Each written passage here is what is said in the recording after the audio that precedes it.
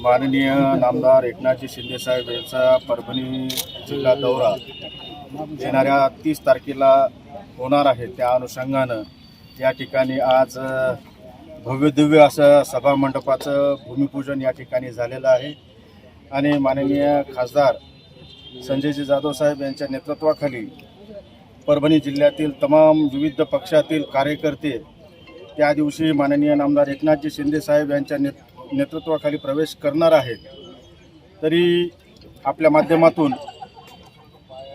परभणीमध्ये होऊ घातलेला शेतकरी लाडक्या बहिणी यांना आपल्या माध्यमातून आवाहन करतो की येणाऱ्या 30 तारखेला आपण या जाहीर सभेला उपस्थित राहून उपकृत व्हावं, हीच या ठिकाणी आपल्या माध्यमातून एक आवाहन करतो।